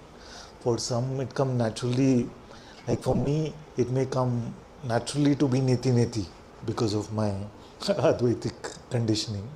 For others it may come to say that all of this is the Lord and we must embrace Him. Many times in hearing the sages I also get into that mode. But really the point is that we must not determine all of this too soon. You have the pathway to the Atma. Come to Atma Gyan. Let Atma Gyan move your expression in its own unique way. And that's why I was saying that we come to this place where where you don't want to debate it. You are able to see that I see how you are seeing it that way. You see? I see how you're seeing it that way. It's not deterministic. Like none of this really is deterministic. That is why whether you say Adi Shankaracharya, or you say Ramanujacharya, or you say Madhavacharya, or you say Vallabhacharya, you're talking about phenomenal sages. It is, we don't have the mouths to be able to say, no, this one was wrong and this one was right. All of them are ones with true Atma Gyan, true Atma Darshan, true insight. So, all of them are right. Elaborate more, like just to flesh it out a bit more. So, Like I used to really love to read Hermann Hesse novels and even movies, songs, all of that. Somehow, to bless the word, to give it some sanctity to that also.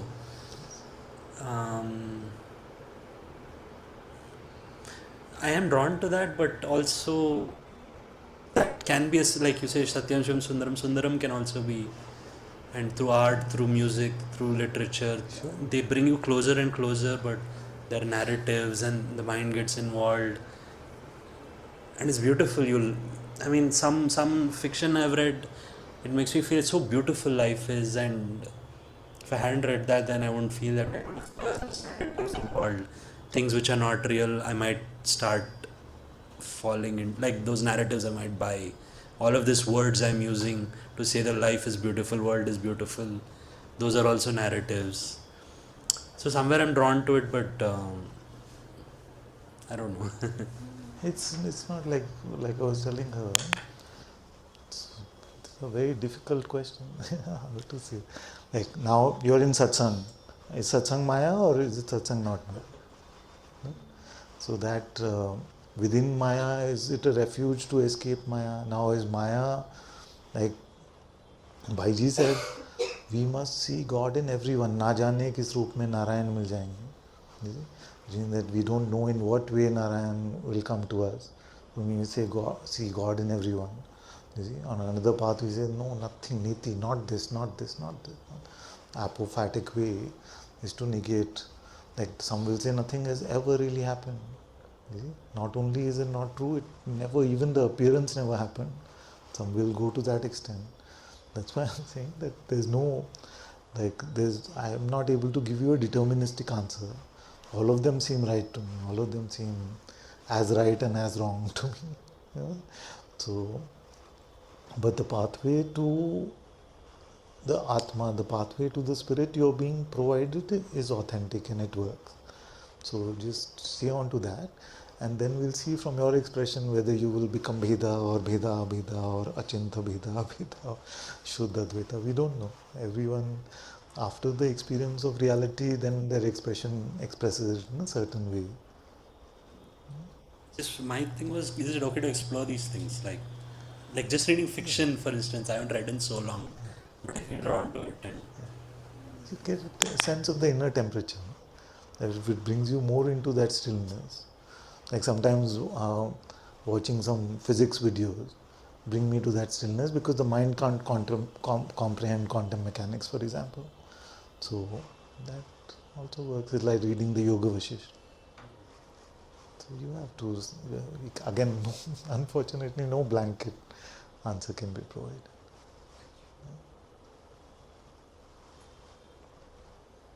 It can completely distract you, or it can really help you. Can't really say.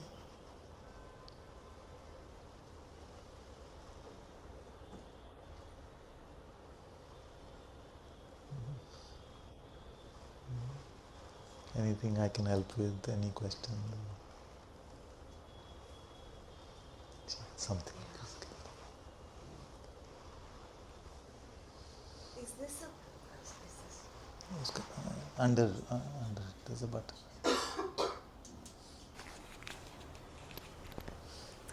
Is this a path of chanting or meditation or a combination? Can you just walk me through your process? What does that look like? So we have two main pathways One is self-inquiry, which you saw. The second is taking the name of God.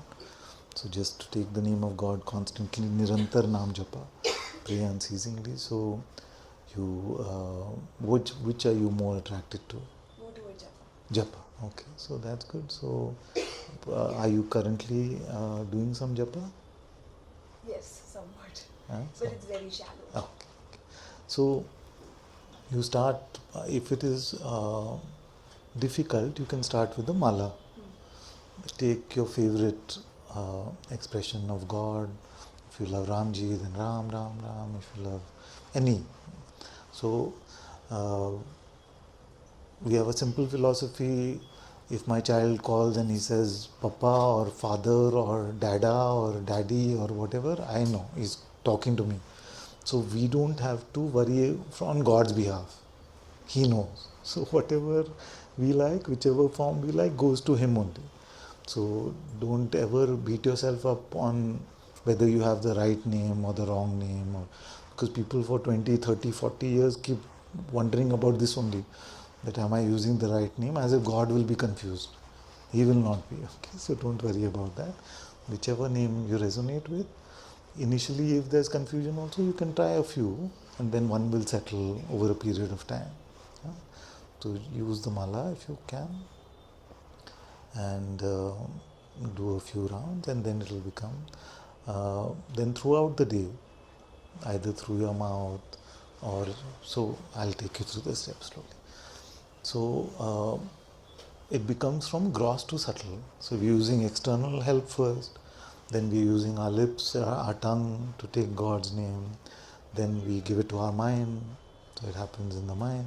So this happens, this is called japa. Then after enough practice, maybe in a few months, it will become naturally happen in your mind. So it will become ajapa japa. So you're more just witnessing it happening in your mind. Then after a few months, or we can't say when, it falls into the heart. And then initially when it falls into the heart, it may feel like you need to provide it some momentum.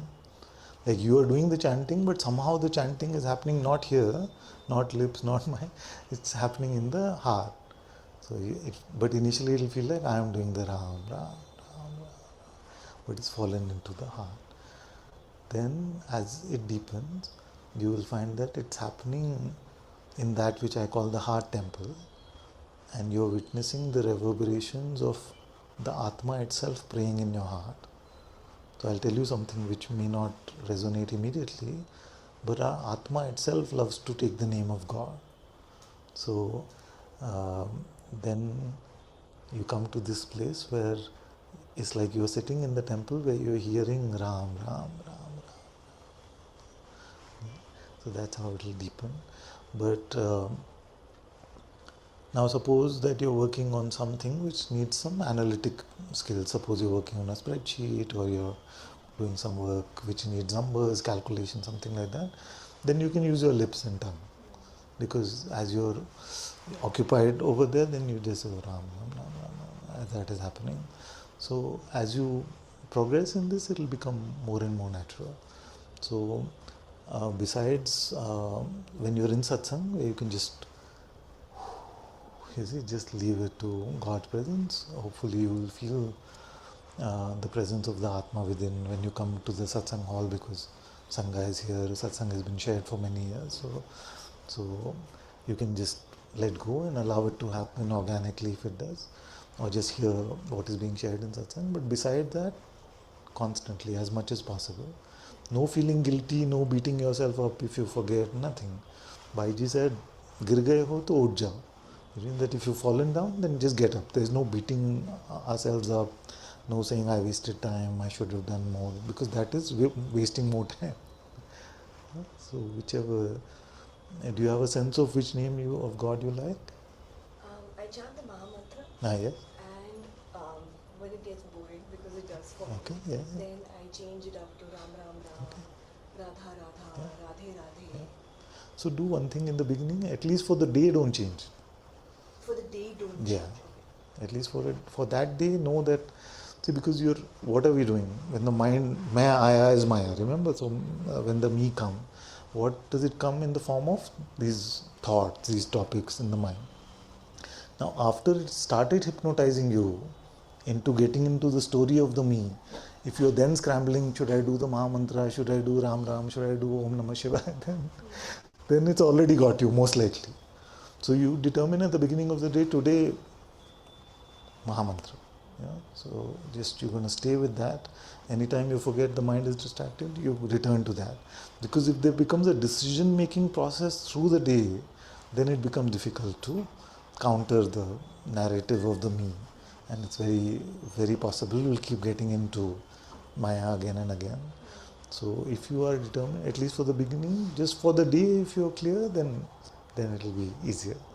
And then over a period of time, it may settle into one constantly, or it may take longer than a few days, but at least you have the tools for that day, that you are going to use this name of God to be with God's presence throughout the day.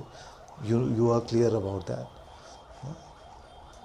Otherwise you get a scamster calling you, and your mind is going like, what kind of people would do this, and this kind of stuff, and then you don't know whether you're doing the Maha Mantra or you're doing Ram Ram, then possibly that stream of thoughts will grab you. So if you're clear that I'm not to go with this, today I'm doing the Maha Mantra, and you can keep sharing what's happening.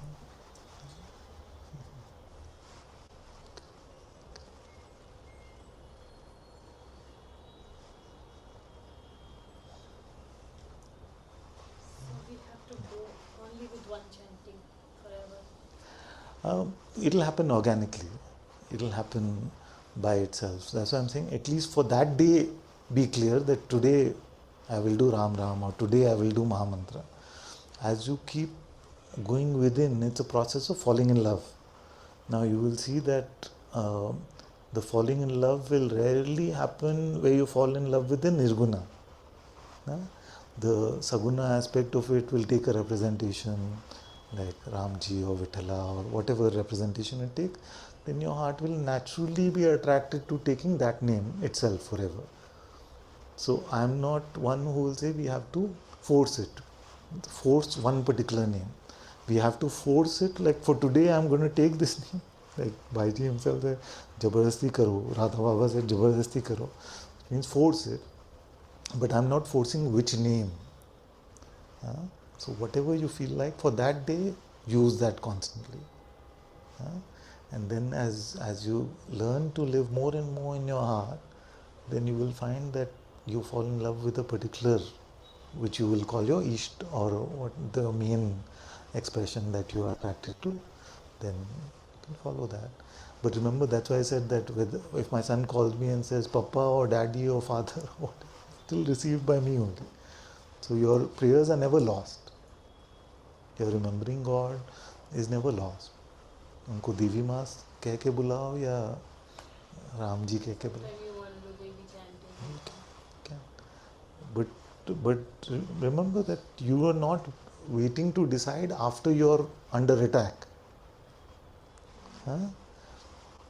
What is atapasya? Atapasya is to stay with God. So our mind will pull us here, our mind will pull us there, all these topics, Vishwa mein Vishaya. So our tapasya, our spiritual practice is to make sure that we counter those attractions in the mind and we are able to remain with God. Now once the attack is started, and the topic is like somebody was rude to you, then the mind will say, देखो वो हमेशा ऐसे करती है, वो ऐसा है, वैसा है, all this stuff will start. Now after that is started, if you're saying, अच्छा, which name should I take? Then it's too late. So at least for that day, if you've decided today is Ramji's day, so आज मैं राम राम करूँगी, then that will be easier. You're getting a sense of it. But there's another question. How do you keep your mind calm? Like always thinks about something. You have to practice. You have to practice. So Nam Japa is good practice, self-inquiry is another practice. The mind calm, like I said, is the most difficult job. It's the most difficult job in the world. So we don't go for IIT entrance without practicing for many years. You see? We don't go to bodybuilding contests without lifting weights for many years. In the same way that we cannot expect our mind to be calm without practicing calmness throughout. You see? Like things are calm here, so then you feel that calmness. When you go to your house, there may be sometimes when you're alone, so you practice staying with God when things are calm. Then when some stimulus comes, then you get used to. Like we have been doing the walking temple thing. Walking temple means every Wednesday we take Lord Vitala and Rukmai on the streets and we sing bhajans and a lot of people bow down, remember God for just that one moment. So we find that very touching to the heart. But first time when we went, there was so much stimulus, so much in the world. Somebody is saying something, somebody is blaring a horn, traffic police is saying run, run, all this thing, that we were barely able to focus on God the first few times. But then with practice now, whatever else may be happening, we are singing our bhajan. So we learn with the practice. In the same way that to keep your mind calm, you have to hold on to one practice, whichever practice appeals to you, and be nirantar in that. You see? Like if you're using God's name, after a few days it's quite natural to become nirantar in that. If you do that, you will find a lot of calmness will come.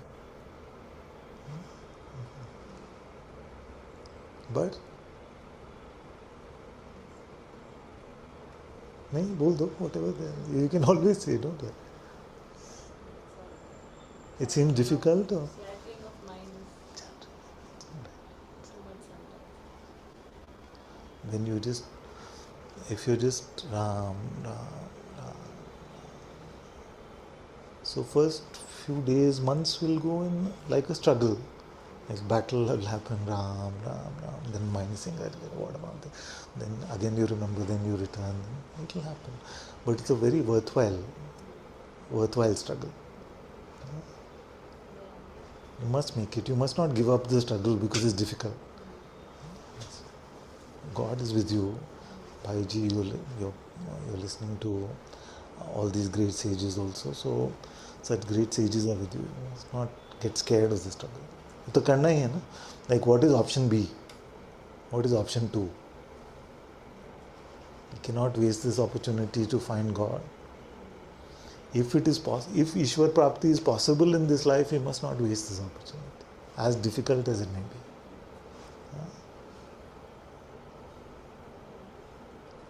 And one tip I'll give you, don't try to convince your mind, because your mind will never get convinced.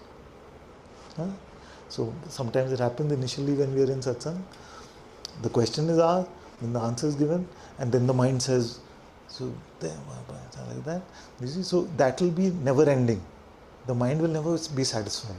So don't try to convince your mind, just send it to your heart and let it be in your heart. Then that also with practice will become easier. नहीं तो सत्संग का पूरे time वो भी परेशान करके रखेगा, और ऐसा क्यों, वैसा क्यों, क्यों नहीं ऐसा, मेरे लिए मुश्किल है, मेरे लिए आसान है. All this stuff will go on. I have no interest in convincing the mind about the answer.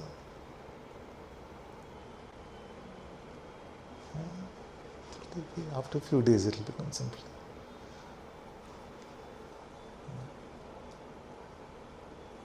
See, like right now it will offer you some thing, like because it can feel too empty if I'm not going to the mind, then the mind will try to translate the situation for us.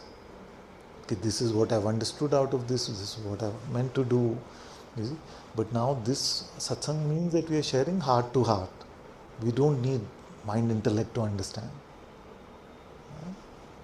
Slowly.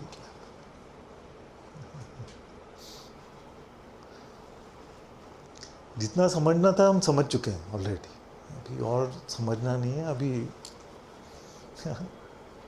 Now we have to see that God will be met in the heart, not in our samajh.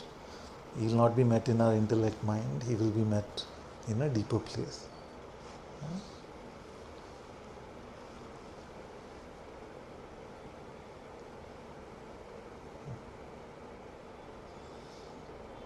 And we get such shanti from that. Imagine if you did not have to worry about this one. Innocent like a child, not worried about what is the mind saying. When we live in surrender to God, then we don't have to micromanage our life. And you will see outer action, everything will unfold naturally. Right now we may believe that our actions are moving because of what we are thinking.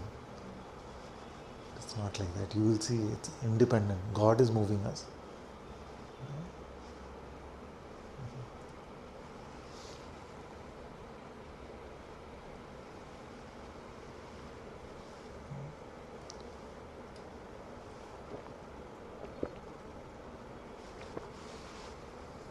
Yes.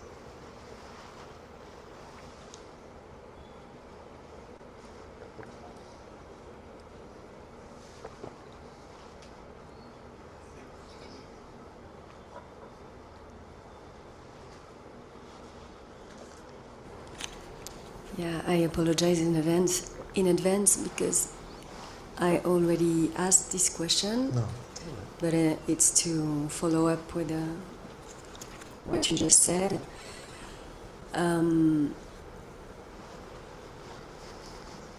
Like I find it hard to focus on just one name, for instance, because it feels a little bit dry and forced. So it's more that whatever sprouts, or from the moment, I just go with it. Just sometimes in the moment, not for the day, just for the. Yeah, exactly. How does it? If it works, there's no problem. Yeah. If it works, like if you're not caught up in the mind for long periods of time, if you're not getting into the personal narratives for long periods of time, you remember that I am just concerned about whether the mind's attack gives us enough time to pick the right name. Like to pick the name, otherwise it's just like if I had to decide, the mind is saying, why did this one speak to me like that, and now some story is building. Then I'm saying, okay, now should I do Ram Ram or should I do Krishna Krishna? Then I feel like I'll just go with the story. I will not be able to decide in the heat of the battle. Are you able to? You have that distance where the mind is already saying, and you say, okay, now what do I feel like? You have that distance? You mean when I want to? You mean about choosing a name, or? Yes. Okay. Because you say that you decide in the moment. So actually this is what I wanted to say. Sometimes, for instance, there is something playing out in my mind because I heard it from an Amma devotee one day, because I received a mantra from Amma some 12 years ago, and for many years I didn't repeat it. And maybe 2-3 years ago I heard from one of the devotees that apparently if you don't repeat her mantra at least 3 times a day, it will get a toll on her body. Take a toll on her body. Since I know that, every time I remember, I try at least. That's why I don't give names. Just like you pick. See, now I know why.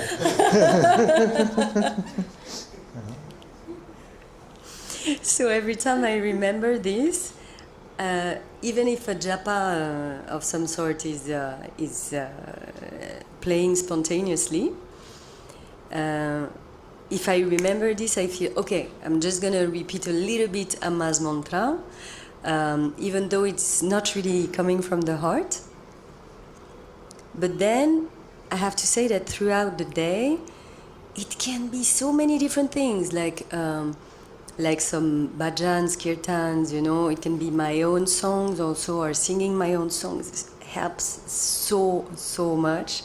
Like to really get present and to feel God's presence. So, and also when you were saying, that visualizing a particular God could help, to me it's a little bit the opposite, because I don't really feel a genuine connection with some type of like Krishna. Yes, so for instance, I repeat a lot Jai Jai Ram Krishna Hari, because it's the Haripad that is happening at the moment. But sometimes I can be like very very touched by a Jesus song that I hear on YouTube. But it's for me it's difficult to dig one well. So I don't know, because it seems that it's diluted, but in the meantime I really feel that it helps to grow the presence and the awareness, and so I'm a little bit divided by, I hear you. So let me change the construct for you a little bit. Right now it feels like it's a firefighting mechanism. They call the firefighters in when there's a fire. What I'm saying is make it like a breathing mechanism. So for the day at least, decide how you're going to breathe. So then it doesn't become honestly, if I was to say, I would be very suspicious of a report which says that when after I'm under attack, I am able to remember every time to turn to God's name in some way. I would say that if you feel like God's name is the path which is appealing to you, make it your breath for that day. You see, whichever you like, whichever you feel like in the morning. You know that one tip is that we must not leave our bed till we come to God's presence. So use the name to bring you to God's presence and then continue the name unceasingly through the day. So then it's not a question of picking one after the attack, it is just something which I'm doing throughout the day. It has to become an unceasing prayer. Now, the highest definition of unceasing prayer is that it is, we remain in God's presence unceasingly, and that is the highest prayer. But to come to that point, we need the tools, we need the God's name being a very good tool to come to that. So whichever name you pick, just stay with that throughout the day. Don't use it as a helping tool after event. Use it preemptively. I don't feel like I do that though. Like that it's a tool to just cut off, the mind or an attack, or maybe I didn't understand well. So are you using the name throughout the day? Yeah, absolutely. Yeah. So then there is no question of picking after the mind attack. There's no question of picking a name after the attack or anything like that. No, I don't think so. Yeah. It can come, of course, also after an attack, but it's just not something to get better. Or okay, so just explain better. Your day to me.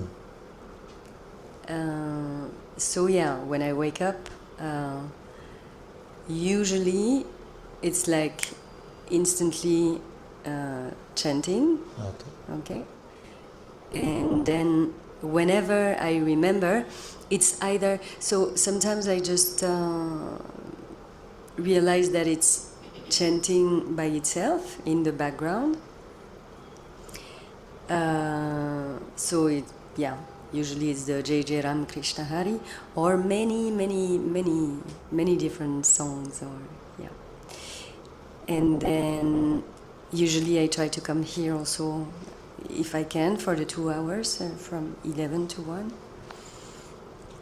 and I try as much as I can, just to remain in the chanting. It's not always easy, Sometimes I pick up the phone, but I really try to dedicate as much time as possible. And then I just feel that throughout the day,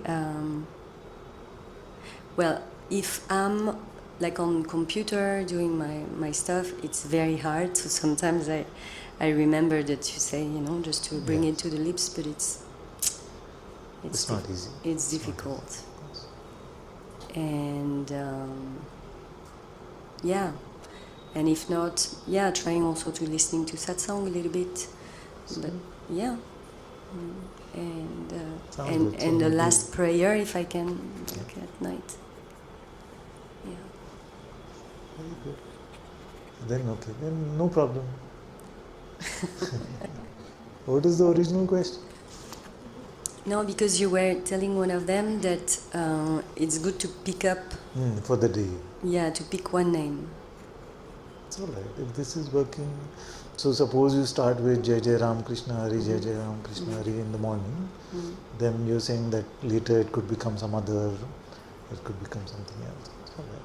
Like as long as we're not giving the mind the opportunity between the switch to have a lot of play, then it's all right. Well, just observe and tell me this. Yeah, if you feel like I started at 7 o'clock, Jai Jai Ram Krishna Hari, Jai Jai Ram Krishna Hari. Now it's 9 o'clock, and from Jai Jai Ram Krishna Hari, it just felt to go to Ram, Ram, Ram. So the handover, like it's a smooth relay race. It's a small relay race, they have the relay, the baton is passed on. Yeah. If it's sounding like that, then it's fine. But if you feel like between the handover there's mind time, then not so. So just observe that. But there is mind time for sure. There is. Yeah. Then stick with one. Stick with one name? For the day at least. Because you would feel Like in the ideal situation, I would say pick with one for the rest of your life and dig that well and all those things. But having been so bad at that myself, I don't have the mouth to give that instruction. And seeing that God takes care of it, as long as our intention is to remember Him, He takes care of it. So I'm reassured in my own life with that, and I'm sure it'll work the same way for all of you. But I'm just saying that if there is a lot of mind time, then it's good to stick with one for the day. Okay. Because I'm sorry, but following your, your expression, yeah, it's going a little bit in many directions. Yeah. Like, the Bhagavad Gita and contemplation in the heart and Haripat. And All that is fine. When you are engaged in spiritual reading, when you are engaged in spiritual contemplation, it's all right. But the rest of the time, constantly have that. So in that, like if you're doing the Hari part, it is taking God's name, so it's completely fine. If you're reading the Bhagavad Gita, if you're reading the Ramcharitmanas, the scriptures, then also it's fine. If you're in Satsang and you're just listening, that's also fine. We're not giving space for Maya to make a whole. You see, because Maya whispers first, why did Ramdas tell me this? In Satsang, I feel he was a bit rude. You were here, we were saying the other day, initially you're like, nah, it's just mine. So, no, but he was a bit too rude. So then that narrative builds up, and before we know it, it's become a full-fledged grievance. You see? And then next time you see him, you're just like, so then his mind starts playing the same thing. So that's how it spreads. So the idea of constantly remaining with God, using His name, is to not allow any of that stuff to happen. So I would say that my heart has accepted for now Jai Jai Ram Krishna Hari. It's just that during the day there are some songs happening. I'm not gonna just stop them because they are not the the name that I chose, and I feel they bring me also to God. Yes. It's all right. It's all right. If the songs are coming, if you're singing, if you're so that's like a spiritual practice by itself, devotional singing. That's fine. But you have to keep taking your temperature by yourself. Like, did you have irritation in the day? Did you get angry? Were you out of your center? Were you coming from personhood, individuality? So all of these are signs, like symptoms, which tell you that something needs to be changed in your practice. If you feel like you were godly, you were in God's light, if you were peaceful, if you were humble, then you feel like, no, I'm on the right track. I feel it's doing its job, Father. Yeah. Very good. Yeah. Still a little bit anxious and some stuff, but just it's the chai. Yes. And you can catch yourself, no? If you find your forehead is like that, then you can also catch yourself. If you just relax. Relax the forehead. Yes, relax the forehead. That just becomes natural. No? When you're with God, you're not squeezing orange juice out of your thoughts. You're just letting all the oranges go. No, this way, it may sound funny, but it's very helpful. Just keep your forehead relaxed. Try for one day.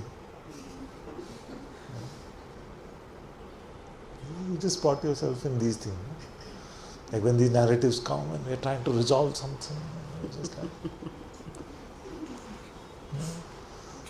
it's a very unnatural way to be.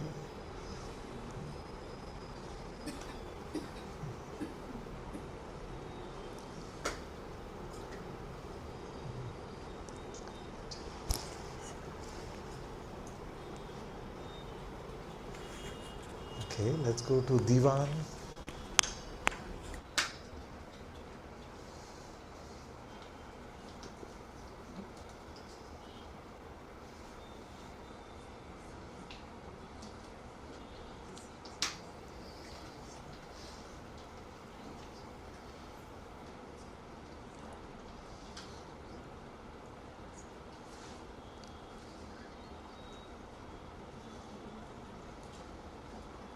What's up?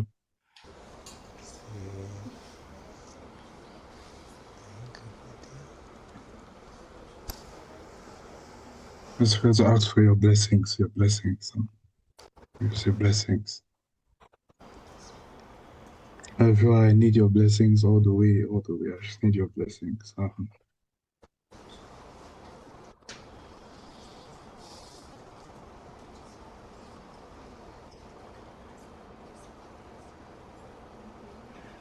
I try as much as I can to get your guidance on what I've been experiencing and just your guidance.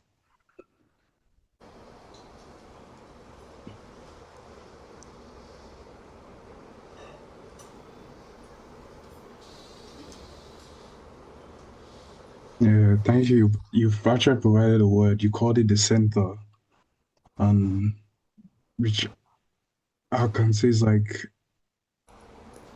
a kind of root, like a stability, like this thing, where it's like when you leave everything, it's just like that sense of this can happen in that sort of ground, if I have to say like that thing.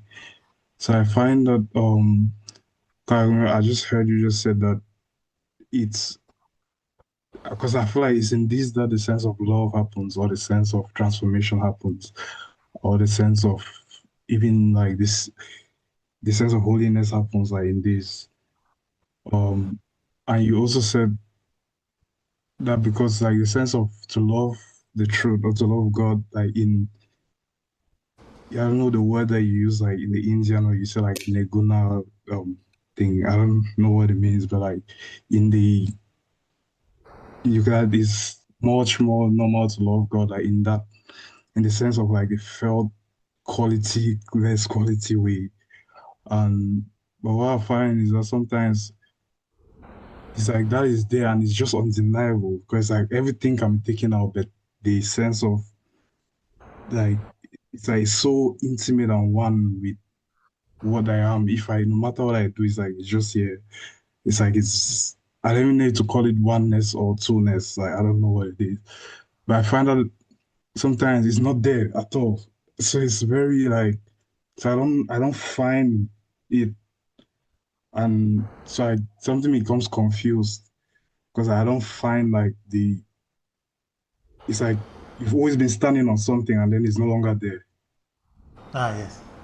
So that kind of thing. So then it's like there's a sense of loss, and there's only thing I can just do is just to just be saying God, but I'm not like Do you mean that there are times where even the sense of this center is not there? yeah, like What the do you only mean? way I can call it is like the armness, like the ness of the arm. Yeah. It's not. I don't. It's not there. Like I don't know. And it's very like it's almost impossible for this not to be here. Yeah. Then it's like, but I don't see it. It's not there anymore. So it's like something is like shaken, Something and is taken. so I just felt like I don't even know if that's the right words to express these things, but I just felt to Is it? just ask for your No, it's a good blessings one. and guidance. Yes, yes. But okay, I'll tell you something. When that even this center seems like it's not there, it's just a sheer empty without empty is just sheer nothing. No? Then even the sense of being lost or shaken will not be there except later. Except later, in retrospect, we may say, oh, but that was a bit scary or that was a bit unsettling. Yeah? So, because with the center itself, with us going beyond the center itself, then all this ability to have some fear or some shock or something along with that, all of this also goes. So it's just in retrospect, when we look back at it and look at the sheer vastness of what I experienced, then that can be a bit shaky. So it could also be like a tasting of that sheer emptiness and then going back for a moment and then coming back into the emptiness and then going back for a moment. It could be playing out like that as well. But you see that in that sheer nothingness, there is no capacity for any reaction to that nothingness. Because I see it's like there's still, because it's still clear that I cannot not be aware somehow. Like it's just awareness is just I cannot take it away. But the thing that, like, when if I want to speak to you and to be truthful Yes. in like what you call the heart, the place where love comes from, and the sense of joy and the sense of, even like when you speak about this thing, it's like it feels like I go there somehow, even though it still feels like, even though I'm going there, the awareness is just there, but I still feel like I when you say like to turn to God, I still feel like I still have to turn like to God and to, I don't know how to explain this. So the aware, I cannot remove it, but like the sense of that sense of anchor sense, like, or when you use the name of God, like to go like to the root of your existence, this kind of thing. Yeah, I don't. That's what I mean. Like when it's like, even though I'm so aware, but the sense of the connection sense is not.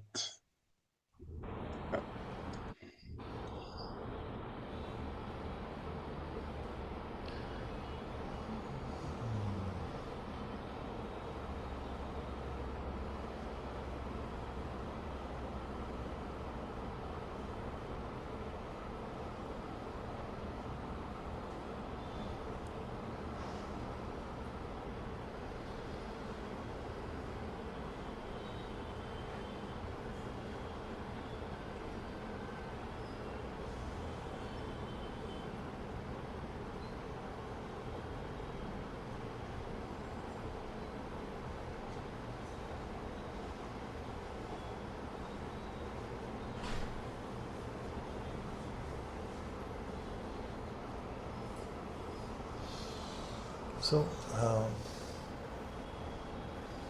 let me just try and express something that's coming to say. So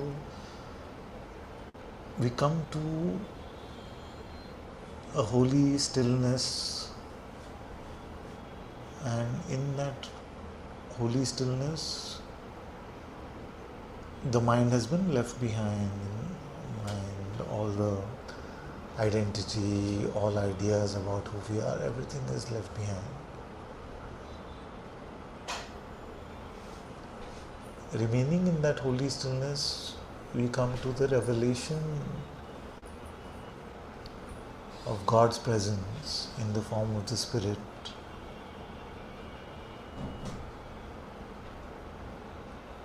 And in that insight is contained the insight of the reality of Nirguna and Saguna Brahman, or the Father and the Son.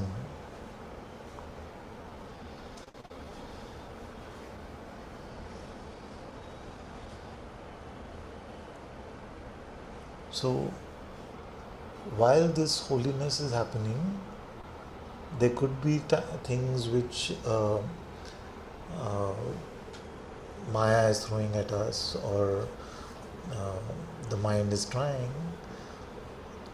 to distract us back into some self-concern or into some fear or into something like that. But I feel like you can just remain in that stillness because you have practiced remaining in that holiness so much that even your words carry the fragrance of that holiness. So I bless you, I pray for you, and just remain unconcerned with any of this, and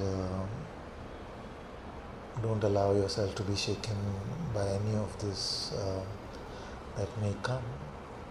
Just awe is good, wonder is good, awe is good. Just remain in that. Allow all the textures within to reveal themselves to you by God's grace. You're good. You're on the right track. Everything is absolutely fine. Don't have to. Not that you are concerned, but if the mind ever tries to create concern, also don't worry about it. You're good. Thank you, Master. Please bless me that I should remember when you say that the mind is not invited to this, that my human sense is not invited to this. Because I've also been trying to, like, when it comes to like following the will of God, um because sometimes you can like feel like he has the guidance, like something is like you feel even like the way the body moves is like it's felt that there's like an already like an order in which you just fall into. But it's like because my mind cannot really understand because it's not like conceptual like um sort of things to hold. I feel like sometimes that's why because sometimes I just something just want to just to allow God to be God, if that's even something, just it's just like an allowing for that to, and then maybe that's like a